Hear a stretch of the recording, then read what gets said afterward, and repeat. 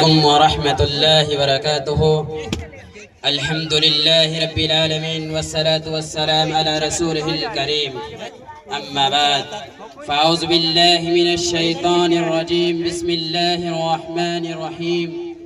ووصينا الإنسان بوالديه إحسانا حملته أمه كرها ووضعته كرها. صدق الله العظيم.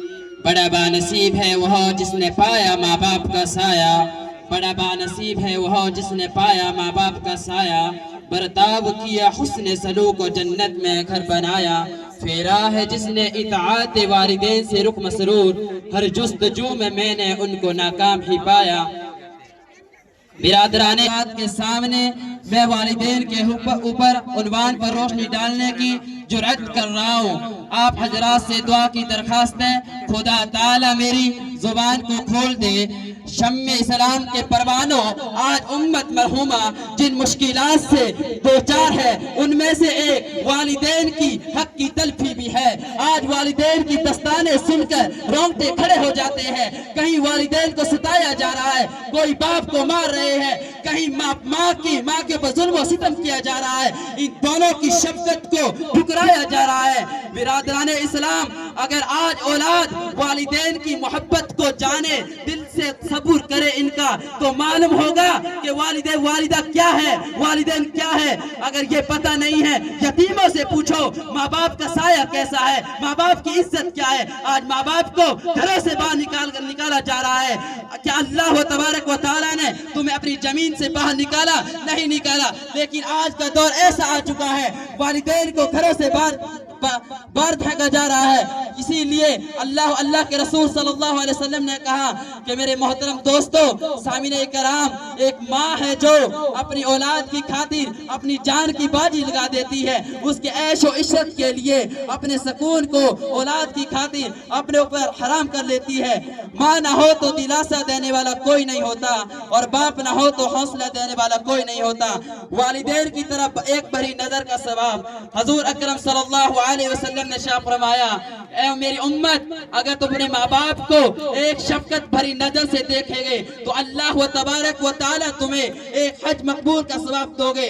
لیکن آج فقہ صحابہ نے دوبارہ دریافت کیا، یا رسول اللہ، اگر کوئی شخص دن میں 100 مرتبہ اپنے ماں باپ کی خدمت کرے تو اس کا کیا ہے، اس کا کیا صلہ ہے؟ تو اللہ کے رسول نے یہی فیصلہ کیا، وہ اللہ اس کے انعام اور ان کی فیاضی کا تصور نہیں کر سکتے۔ کہا کیوں نہیں کر سکتے؟ کہا جو ایک نظر سے ایک حج مقبول کا ثواب دے رہا ہے، وہ جو 100 مرتبہ دن رات اپنی ماں باپ کی خدمت کر رہا ہے، اس کا ثواب کتنا ہوگا؟ پھر صحابہ نے دوبارہ دریافت کیا، یا رسول اللہ صلی اللہ علیہ وسلم، جنت اور دوزخ کیا ہے، ماں باپ کیا ہے؟ تو اللہ کے رسول نے کہا، یاد رکھو اللہ نے جنت بھی تیار کر رکھی ہے، دوزخ بھی تیار کر رکھی ہے، وہ صراط کا راستہ بھی تیار کر رکھا ہے۔ یہی دنیا بنائی جو 7 دن میں بنائی، تو یاد رکھو اس کا بدلہ تو ایک دن ضرور ہوگا، وہ حشر کا میدان ہوگا۔ تو کہا پھر کیا ہوگا؟ کہا جس نے اپنے ماں باپ کی فرمانبرداری کی، اچھے طرح سلوک آیا تو اس کے لیے جنت تیار کر رکھی ہے، اور جس نے نافرمانی کی وہ دیکھتی ہوئی جہنم کی آگ میں پھینک دیا جائے گا۔ لیکن آج یاد رکھو ماں باپ کو گھروں سے باہر نکالا جا رہا ہے، تو یہی ماں باپ کی دل سے اگر بد دعا نکل گئی تو دنیا میں تو ناکام ہے، تو یاد رکھو آخرت میں بھی ناکام ہے۔ اسی طرح اللہ کے رسول نے صحابہ سے دریافت کیا، یا رسول اللہ صلی اللہ علیہ وسلم، میرے حسن سلوک کا حقدار کون ہے؟ آپ نے 3 مرتبہ فرمایا کہ تیری ماں ہے، اس کے بعد فرمایا پھر کون ہے؟ کہا تیرا باپ ہے۔ پھر کہا اللہ کے رسول نے کہ والدین اگر راضی ہوں گے تو اللہ بھی تم سے راضی ہے۔